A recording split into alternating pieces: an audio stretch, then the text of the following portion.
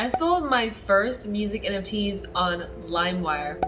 Yes, that LimeWire, the same one that you used to bootleg music and movies back in like high school. Previously shut down back in 2010, LimeWire recently got a crypto makeover thanks to Austrian entrepreneurs Paul and Julian, I'm probably gonna butcher this, Zanity. They bought the rights to LimeWire and have relaunched it with zero affiliation to LimeWire's previous team. So in this video, I'm going to share with you the whole process, what I learned, and takeaways that you can apply to your own project. Hey guys, welcome back to my channel. I'm defibae, crypto native, NFT trader, and artist. Not many of you know this, but in addition to my defibae content, I've also been making music as Zanity. This has actually been my passion since I was a kid, and doing it for fun is the dream that I didn't know I wanted. So it was a perfect combo of crypto and music. When I saw that LimeWire was relaunching in Web3, of course, I immediately applied. Within a few months, I saw that I had been accepted,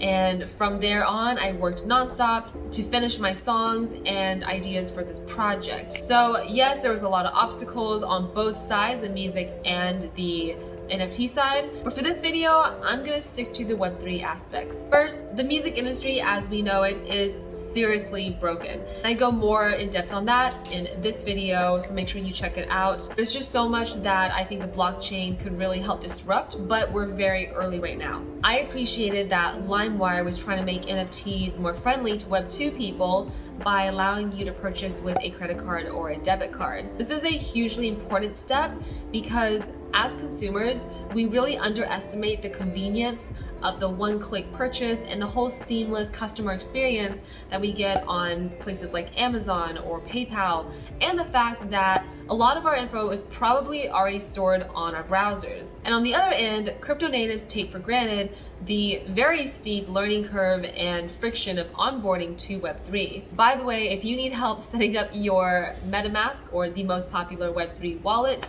I have a video for you right here. So right now, the most popular blockchain for NFTs is Ethereum, but the high gas fees often make it really hard for smaller creators to get started. And they really add up fast and will eat into your starting budget as well as any profits you may make. Yes, I know there is the Polygon sidechain, but let's be honest, it's really not that used. And no popular NFT project has really taken off on there. So an aspect that was really attractive to me as an independent small artist is that LimeWire operates on Algorand, which is supposedly a cheaper, faster, and greener alternative to Ethereum. They also cover the gas costs for any minting and listing fees that creators have. An additional benefit of launching with LimeWire is that you get a suite of no-code features and tools built right into the platform. You have the option to create unlockable content or perks, customize your own artist page, and flexibility in how you structure your drop. For example, do you want to release a one of one, a one of many, a collection of unique items, or an open edition collection versus an exclusive edition collection? And then you can decide to drop it as an auction, first come, first serve, or an open drop. All of these things are possible on Ethereum, but there you need to either code it yourself or find somebody or a platform to do it for you. So for me, I released 2 collections or 2 songs with 100 editions each. Because there wasn't a generative aspect, I did 1 art piece per song and attached different unlockable content for each song. And then as far as the structure, I experimented with 2 different types. So for Moonlight, I experimented with a limited time sale, and for Status Quo, I went with the default first come, first serve, no time limit sale. And I uploaded all of my assets, I put in my settings, and I submitted it to the curation team, who then got them approved relatively quickly. And from there, anyone, MetaMask or not, could buy my NFTs with USDC, Algorand, Ethereum, or Bitcoin by using crypto or credit cards and debit cards. Now for Chase Bank specifically, they did tell me that they don't allow their credit cards to be used to buy crypto, but they did say that Chase debit cards would be okay. And the rest is up on the blockchain for you to see yourself. In total, there are 100 artists with the LimeWire launch, and we were introduced in groups of 5 every week or so. we would be announced basically with an official tweet from the Twitter handles and the Discord chats. And so these were all the positive aspects of launching with LimeWire. Now, onto the things that I learned / wish could have been done differently. The first thing is marketing is everything. You know, this is true in Web 2 and it's no different in Web 3. Around my launch time, I had tried pulling together a few artists and music NFT people to do a Twitter Spaces, but unfortunately the plans fell through. And so in hindsight, I think it might have helped to focus more energy on this aspect. Personally, for me, doing and hosting Twitter Spaces is very draining, and so I don't often do it. But I think if you're trying to launch a collection, doing them, you know, weekly or twice a week around launch time would be really helpful. That's assuming that you're already in the space and you're not just kind of like coming into the space to drop an album and leave. I'd already been building connections in the space for over a year before I started to drop my collection. So LimeWire did, you know, tweet about us and announce us, which helps, but it's not enough. There was very little activity in the LimeWire Discords, partially because we're in a bear market, but also because we're early for NFTs and even more so for music NFTs. There was also no token gated Discord chats for each artist. And I would actually recommend making your own Discord if you want to give collectors a direct access line to you. I relied too much on leveraging LimeWire for marketing, and so I would recommend putting more time and energy doing it yourself as much as possible. Also, no ability for me to do an allow list or an airdrop,